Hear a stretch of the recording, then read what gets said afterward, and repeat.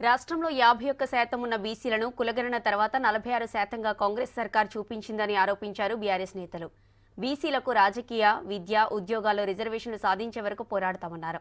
BRS లీడర్లపై Congress సర్కార్ అక్రమ కేసులు బనాయిస్తుందని విమర్శించారు గులాబీ నేతలు.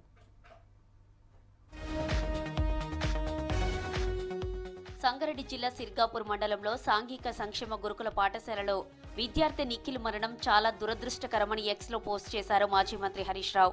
83 మంది గురుకుల విద్యార్థులు చనిపోతే కూడా కనీస దిద్దుబాటు చర్యలు చేపట్టని కాంగ్రెస్ ప్రభుత్వ నిర్లక్ష్యానికి ఈ మరణం మరొక ఉదాహరణ అని చెప్పారు. ఒక గురుకులంలో 400 మంది విద్యార్థులనే సమర్థవంతంగా చూసుకోలేని ప్రభుత్వం 2000 మంది ఉండే ఇంటిగ్రేటెడ్ పాఠశాలల నిర్వహణను ఎలా చేయగలదని ప్రశ్నించారు. చనిపోయిన విద్యార్థి నిఖిల్ కుటుంబానికి 15 లక్షల నష్టపరిహారం ఇవ్వాలని బీఆర్ఎస్ తరపున డిమాండ్ చేస్తున్నామన్నారు హరీష్ రావు.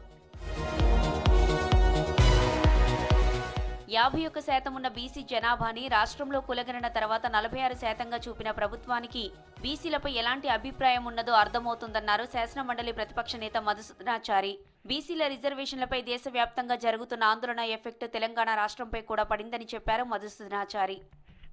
తెలంగాణలో ఉన్నటువంటి బీసీ కుల సంఘాలన్నీ ఒక వేదికగా ఏర్పడి రాష్ట్ర ప్రభుత్వం వారిచ్చినటువంటి హామీని చిత్తశుద్ధితో అమలు చేయాలి.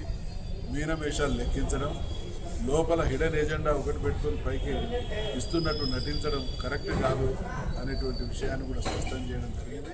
బీసీలకు రాజకీయ, విద్య, ఉద్యోగాల్లో రిజర్వేషన్లు సాధించే వరకు పోరాడతామన్నారు బీఆర్ఎస్ ఎమ్మెల్సీ కవిత. తమ పోరాటం ఫలితంగానే అసెంబ్లీలో బిల్లు పెట్టారన్నారు. కాంగ్రెస్ ప్రభుత్వం చేసిన బీసీ కులగణన లిస్టును గ్రామ పంచాయతీల్లో పెట్టాలన్నారు. కామారెడ్డి జిల్లాలో జరిగిన బీసీ సంఘాల రౌండ్ టేబుల్ సమావేశంలో పాల్గొన్నారు కవిత. కామారెడ్డి డిక్లరేషన్ కోసం 14 నెలలుగా ఫైట్ చేస్తున్నామన్నారు. మేము డిమాండ్ చేసేది ఒకటి మీరు చేసినటువంటి జనాభా లెక్కలను గ్రామ పంచాయతీల వారీగా అతికించండి. 2 మీరు చేసినామని చెప్తున్నటువంటి జనాభా లెక్కలను అసెంబ్లీలో పెట్టండి. మరి ఆ పాస్ అయిన బిల్లు గవర్నర్ దగ్గర ఉన్నదా, రాష్ట్రపతి దగ్గరికి పోయిందా, ఏం జరుగుతుంది, ఆ బిల్లు ఎక్కడుంది? తెలంగాణ బీసీలకు జవాబు ఇవ్వాల్సినటువంటి అవసరం ఉన్నది. ప్రజలకు వాస్తవాలు చెబుతున్న బీఆర్ఎస్ నేతలు సోషల్ మీడియాపై కాంగ్రెస్ ప్రభుత్వం అక్రమ కేసులు పెడుతుందని ఆరోపించారు బీఆర్ఎస్ నేత ఆర్ఎస్ ప్రవీణ్ కుమార్. మార్చి 16న ఒకే రోజు 10 ఎఫ్ఐఆర్లతో అక్రమ కేసులు కాంగ్రెస్ ప్రభుత్వం నమోదు చేసిందన్నారు.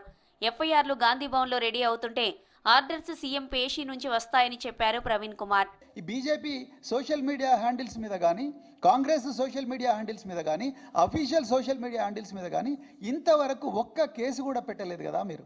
మరి where is cyber patrolling? Cyber patrolling అంతా కేవలం తెలంగాణ భవన్ మీద, తెలంగాణ భారత రాష్ట్ర సమితి కార్యకర్తల మీద. మరి ఎక్కడుంది సైబర్ పెట్రోలింగ్? ఇదేనా సైబర్ పెట్రోలింగ్ అంటే? ఇదేనా ఫెయిర్నెస్ అంటే? ఇదేనా ఆర్టికల్ 14 రాజ్యాంగం ఇచ్చిన ఈక్వాలిటీ అంటే? బీఆర్ఎస్ సిల్వర్ జూబ్లీ వేడుకల పనులు చకచకా సాగుతున్నాయి. భారీ సంఖ్యలో జన సమీకరణకు ఏర్పాట్లు చేస్తున్నారు బీఆర్ఎస్ నేతలు. మీటింగ్ కోసం వచ్చే కార్యకర్తలు, అభిమానుల కోసం పార్కింగ్ ఏర్పాట్లు, ట్రాఫిక్ సమస్యలు తలెత్తకుండా అధికారులకు దరఖాస్తులు చేశారు.